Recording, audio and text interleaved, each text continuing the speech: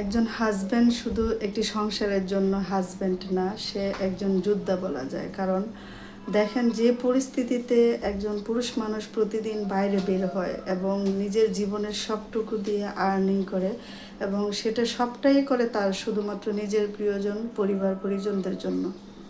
তো এই জায়গাটা থেকে ভাবলে হাজব্যান্ড ওয়াইফের ফ্যামিলিতে যে দ্বন্দ্বগুলো হয় ছোট ছোট, সেই দ্বন্দ্বগুলো কিন্তু একদমই নিমেষেই ধূলিসাৎ হয়ে যাবে যদি এই জায়গাটা ভাবে কেউ। কারণ দেখেন, যে কাজটা একজন পুরুষ মানুষ পারে, সে কাজটা কিন্তু একজন মেয়ে মানুষ সচরাচর পারে না। যার কারণে একজন হাজব্যান্ডের জায়গাটা কিন্তু একদমই ছোট করে দেখা বা অবমাননা করে দেখার কোনো অবকাশ নেই।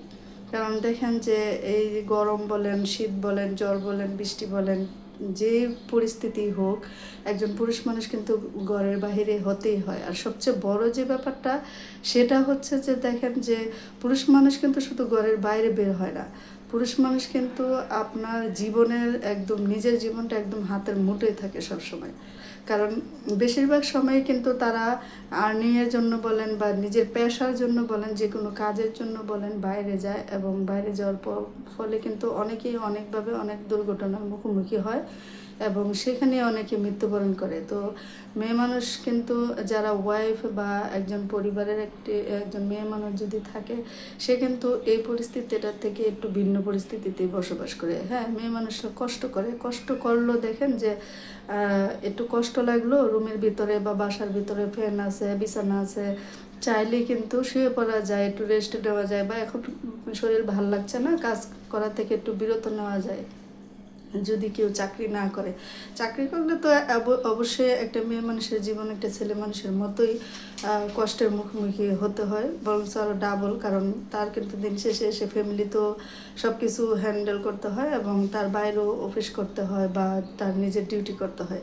চাকরির ক্ষেত্রে কিন্তু ভিন্ন কথা, কিন্তু যারা চাকরি করে না তাদের ক্ষেত্রে কিন্তু অনেকটাই পুরুষ মানুষ থেকে আলাদা জীবনযাপন। কারণ একজন পুরুষ মানুষ কিন্তু চাইলেই তার যে কোনো সময় একটু রেস্টে যেতে পারে না, চাইলেই সে ফ্যানের নিচে নীরবে একটু বসতে পারে না বাইরে থাকা অবস্থা, অথবা চাইলেই সে একটু শুয়ে যেতে পারে না তার যদি কোনোভাবেই খারাপ লাগে। তো এই জায়গাগুলো ভাবলে বোঝা যায় যে আসলে একটা পুরুষ মানুষের জীবন দিন শেষে কতটা কষ্টের এবং কতটা ধৈর্যের দরকার হয় তাদের। আসলে তাদেরকে আল্লাহ কতটা ধৈর্য দিয়ে দুনিয়াতে পাঠিয়েছেন যে তারা এত ঝড় ঝাপটা পার করে শুধুমাত্র নিজের প্রিয়জন, পরিবার পরিজনদেরকে খুশি রাখার জন্য, মানে তাদের ভরণ পোষণের জন্য তাদের জীবনের সবটুকুই কিন্তু উৎসর্গ করে দিচ্ছে। তো এই জায়গাটা ভাবলে যে কোনো মেয়ে মানুষই কিন্তু একজন পুরুষ মানুষের ছোট ছোট ভুল বলেন বা কখনো কখনো যদি একটু বড় রকমের কোনো ভুল টুটিও করে ফেলে ওয়াইফের কাছে, তার হাজব্যান্ড, এগুলো কিন্তু ক্ষমা করে দেওয়া যায়, অনায়াসেই ক্ষমা করে দেওয়া যায়। ব্যক্তিগতভাবে আমিও কিন্তু এরকম, যে যখন আমি বাইরে বের হই, শুধুমাত্র বাসায় থাকলে ব্যাপারটা আসলে অতটা বুঝি না, কিন্তু বাইরে যখন বের হয় তখন রিয়ালাইজ করতে পারি যে এই পরিস্থিতিতে একজন পুরুষ মানুষ কীভাবে প্রতিদিন বাইরে বের হয়।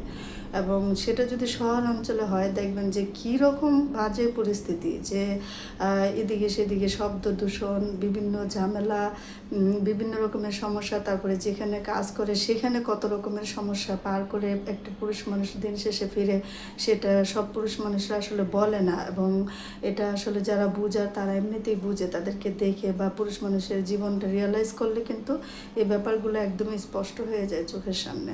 এই কারণে বলছি যে যে কোনো পুরুষ মানুষকেই কিন্তু একটু যদি ভাবতে বোঝা পড়ার মধ্য দিয়ে পার করা যায়, মানে যে কোনো পুরুষ মানুষকে যদি একটু বাড়তি বোঝা যায়, তার মনের ভিতরটা যদি একটু খেয়াল করা যায়, তাহলে কিন্তু অনায়াসেই তাদের যে ভুল ত্রুটিগুলো আছে, যেগুলো করে ফেলে অনেকে হয়তো বা, সেগুলো ক্ষমা করে দেওয়া যায়। কারণ আমিও কিন্তু ব্যক্তিগতভাবে ক্ষমা করে দিই। কারণ আমি যখন বাইরে যাই, আমি তখন মনে করি যে আমার সব কিছুই তার কাছে তুচ্ছ, এবং সে যেটা করছে সেটা অনেক বড় কাজ।